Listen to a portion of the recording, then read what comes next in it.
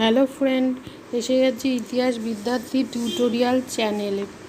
আজ আমি উচ্চ মাধ্যমিকের ইতিহাসের দ্বিতীয় অধ্যায়ের একটা কোশ্চেন নিয়ে আলোচনা করব। আলোচনা শুরুর আগে বলে রাখি যে তোমরা নিশ্চয়ই নোটটা দেখতে পাচ্ছ, চাইলে সেটা স্ক্রিনশট মেরে নিতে পারো এবং অবশ্যই তোমরা সাবস্ক্রাইব করো।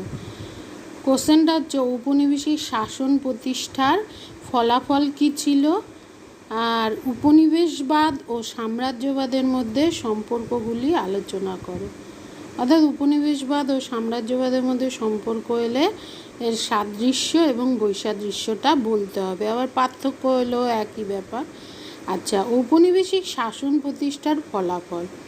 এশিয়া মহাদেশ, নতুন বিশ্ব ও পৃথিবীর অন্যান্য অঞ্চলে ইউরোপীয়দের ঔপনিবেশিক শাসন প্রতিষ্ঠার ফলাফল ও তাৎপর্য বিশেষ গুরুত্বপূর্ণ ছিল। তার কারণগুলো ছিল: 1. সামুদ্রিক বাণিজ্য বৃদ্ধি। পৃথিবীর বিভিন্ন প্রান্তে ইউরোপীয়দের ঔপনিবেশিক শাসন প্রতিষ্ঠিত হলে ইউরোপের সঙ্গে আমেরিকার সামুদ্রিক বাণিজ্যের সূত্রপাত ঘটে, ফলে ইউরোপের বাণিজ্য আরও সমৃদ্ধ হয়। ঐতিহাসিক জর্জ রুডের মতে এই সময় ইংল্যান্ড, ফ্রান্স ও হল্যান্ডের সামুদ্রিক বাণিজ্য যথেষ্ট পরিমাণে বৃদ্ধি পায়। ফরাসি বিপ্লব, যেটা 1789 খ্রিস্টাব্দে হয়েছিল, সেই ফরাসি বিপ্লবের প্রাক্কালে ফ্রান্স এবং ইংল্যান্ডের অন্তত 4% বাণিজ্যই উপনিবেশগুলির সঙ্গে চলত। পরেরটা কি? পরেরটা হচ্ছে শোষণ। বিভিন্ন প্রান্তে ইউরোপীয় উপনিবেশ প্রতিষ্ঠার পরবর্তীকালে উপনিবেশগুলিতে সীমাহীন শোষণ শুরু হয়। উপনিবেশগুলিতে ইউরোপের কাঁচামাল রপ্তানিকারক অঞ্চল হিসাবে গড়ে তুলে সেখানে তীব্র অর্থনৈতিক শোষণ চালানো হয়। উপনিবেশের বাসিন্দাদের ওপর বিভিন্ন ধরনের শোষণমূলক কর চাপানো হয়। এই শোষণের মাধ্যমে ইউরোপ আরও সমৃদ্ধ বা উন্নত হয়ে ওঠে। পরেরটা কি? মূল্যবান ধাতু আমদানি। অষ্টাদশ শতকে দক্ষিণ আমেরিকা থেকে 1100 মেট্রিক টন সোনা এবং 57,000 মেট্রিক টন রূপা ইউরোপে আমদানি হয়। এই সোনা ও রূপার 9/10 তারা বাণিজ্যের মাধ্যমে হাত বদল করে স্পেন ও পর্তুগালের কাছ থেকে ইংল্যান্ড, ফ্রান্স ও হল্যান্ডের হাতে আসে। এই বিপুল পরিমাণ সোনা ও রূপা আমদানির ফলে ইউরোপে মুদ্রাস্ফীতি দেখা দেয়। মুদ্রাস্ফীতির ফলে সেখানে মূল্যবৃদ্ধি ঘটে, যা মূল্য বিপ্লব নামে পরিচিত। পরেরটা কি? দারিদ্র্য বৃদ্ধি। মুদ্রাস্ফীতি ও দ্রব্যমূল্য বৃদ্ধির ফলে ইউরোপে দরিদ্র মানুষের অবস্থা দুর্বিষহ হয়ে ওঠে। খাদ্যদ্রব্যের দাম সাধারণ দরিদ্র মানুষের ক্রয় ক্ষমতার বাইরে চলে যায়।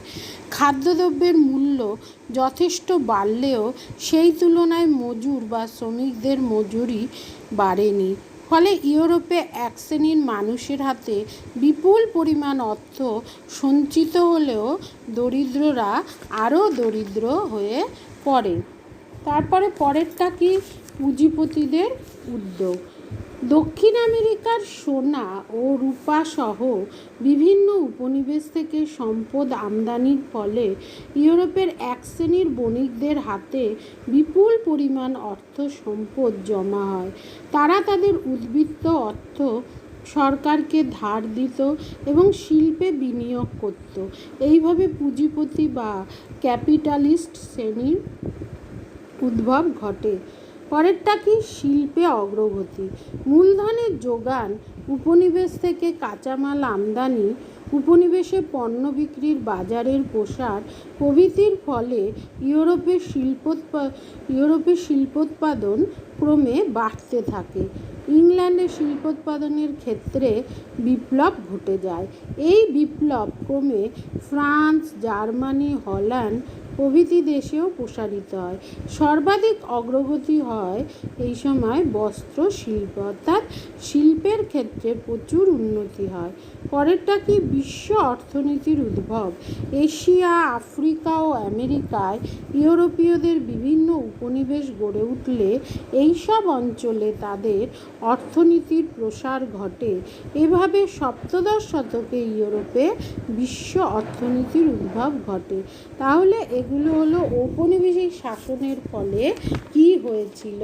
প্রথমটা হচ্ছে সামুদ্রিক বাণিজ্য বৃদ্ধি, দ্বিতীয়টা শোষণ, তৃতীয়টা পয়েন্টটা হচ্ছে মূল্যবান ধাতু আমদানি, চতুর্থটা দারিদ্র্য বৃদ্ধি, পঞ্চম হচ্ছে পুঁজিপতি শ্রেণীর উত্থান, ষষ্ঠ শিল্পে অগ্রগতি এবং সপ্তম বিশ্ব অর্থনীতির উদ্ভব। এইসব হয়েছিল। পরেরটা হচ্ছে উপনিবেশবাদ ও সাম্রাজ্যবাদের মধ্যে সম্পর্ক। বললে প্রথমে সাদৃশ্য বলতে হবে বা পার্থক্য বললেও একই ব্যাপার। উভয়ের সাদৃশ্য হলো এক, আধিপত্য প্রতিষ্ঠা। উভয় ক্ষেত্রেই অর্থাৎ উপনিবেশবাদ ও সাম্রাজ্যবাদের ক্ষেত্রেই লক্ষ্য হলো শক্তিশালী রাষ্ট্রগুলির দুর্বল রাষ্ট্রের উপর আধিপত্য প্রতিষ্ঠা। আর দ্বিতীয় কি? মাত্রা। সাম্রাজ্যবাদী নীতি বিভিন্ন উপায়ে বাস্তবায়িত হয়।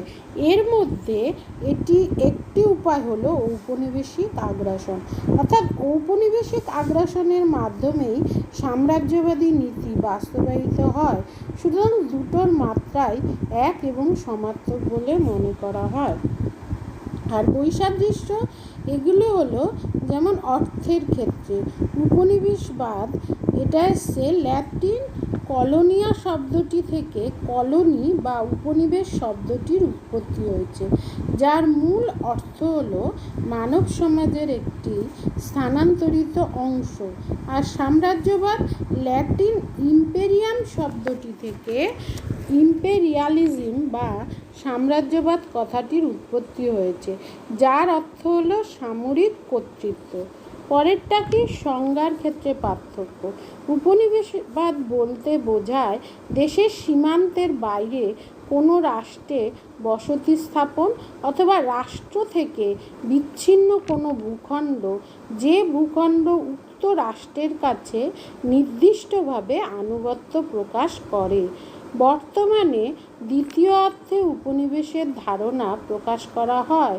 প্রথম ধরনের উপনিবেশকে বসতি স্থাপনের উদ্দেশ্যে এবং দ্বিতীয় ধরনের যেটা বলা হয়েছে উপনিবেশের অর্থ, সেই উপনিবেশকে শোষণের জন্য দখল করা হয়। আর সাম্রাজ্যবাদের সংজ্ঞা কি? সাম্রাজ্যবাদ বলতে বোঝায় বৃহৎ রাষ্ট্রের দ্বারা অপেক্ষাকৃত দুর্বল বা ক্ষুদ্র রাষ্ট্রের ওপর ঔপনিবেশিক শাসন প্রতিষ্ঠা করা। ফরাসি সম্রাট নেপোলিয়নের রাজত্বের পরবর্তীকালে ইউরোপে সাম্রাজ্যবাদ শব্দটি নিন্দাসূচক অর্থে ব্যবহার করা শুরু হয়। পরবর্তীকালে ব্রিটিশ লেখকগণ নিন্দাসূচক অর্থটি বাদ দিয়ে সাম্রাজ্যবাদের নতুন অর্থ স্থির করেন। ক্রমে সাম্রাজ্যবাদ শব্দটি ঔপনিবেশিক শাসনের সঙ্গে যুক্ত হয়ে যায়। পরেরটা কি? উদ্দেশ্যের ক্ষেত্রে পার্থক্য। উপনিবেশবাদ একটি নির্দিষ্ট এলাকা বা ওই এলাকার জনসাধারণের ওপর অন্য একটি শক্তির নিয়ন্ত্রণ প্রতিষ্ঠা করে, যার উদ্দেশ্য হলো ঔপনিবেশিক দেশের কাঁচা মাল ও প্রাকৃতিক সম্পদ আহরণের মাধ্যমে অর্থনৈতিক শোষণ। উপরন্তু উপনিবেশ স্থাপনকারী দেশের স্বার্থে উপনিবেশের বাজার ব্যবহার এবং উপনিবেশের মাতৃদেশের রীতিনীতি, সংস্কৃতি এবং জীবনযাপন পদ্ধতি, রাজনৈতিক ক্ষমতার বিস্তার করা। পরেরটা কি? আর সাম্রাজ্যবাদ কি? বিজিত দেশে স্থানিক অধিকার বলবৎ করার চেষ্টা করে। বর্তমানে যার উদ্দেশ্য হলো বিজিত দেশে কেবল ভৌমিক অধিকার নয়, সে দেশের জনশক্তি ও সংস্কৃতি সহ সব কিছু গ্রাস করা এবং নিজেদের স্বার্থে ব্যবহার করা। পরেরটা কি? রূপভেদ। উপনিবেশবাদের সেরকম কোনো রূপভেদ নেই, তবে আধুনিক উপনিবেশবাদকে অনেকে নয়া উপনিবেশবাদ বলে অভিহিত করে।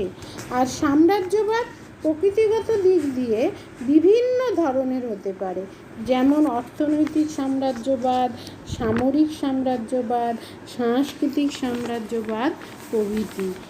পরেরটা কি? নিয়ন্ত্রণের কৌশলের ক্ষেত্রে পার্থক্য। উপনিবেশবাদী রাষ্ট্রের বিপুল সংখ্যক মানুষ উপনিবেশে স্থায়ীভাবে বসবাস শুরু করে। ক্রমশ তারা উপনিবেশের রাষ্ট্র ব্যবস্থার উপর নিয়ন্ত্রণ কায়েম করতে শুরু করে। আর সাম্রাজ্যবাদের শক্তিধর দেশ সামরিক অভিযানের দ্বারা অন্য কোনো দেশ দখল করে সেখানে নিজ প্রত্যক্ষ শাসন প্রতিষ্ঠা করে। পরেরটা কি? দৃষ্টান্তর ক্ষেত্রে পার্থক্য। উপনিবেশের ক্ষেত্রে ঊনবিংশ শতাব্দীতে ভারত, অস্ট্রেলিয়া, উত্তর আমেরিকা, আলজেরিয়া ইত্যাদি দেশে ইউরোপীয় উপনিবেশ স্থাপিত হয়েছিল। আর ঊনবিংশ শতাব্দীতে সাম্রাজ্যবাদ শেষ পর্যায়ে আফ্রিকার ওপর ইউরোপের শক্তিধর দেশগুলোর আধিপত্য প্রতিষ্ঠিত হয়েছিল। সবশেষে একথাই বলা যায়, সাম্রাজ্যবাদের সাফল্য শেষ পর্যন্ত ঔপনিবেশিক শাসন প্রতিষ্ঠা করে। তাই সাম্রাজ্যবাদ কথাটির সঙ্গে উপনিবেশের ধারণাটি সংযুক্ত হয়ে ঔপনিবেশিক সাম্রাজ্যবাদ ধারণাটির প্রচলন ঘটেছে।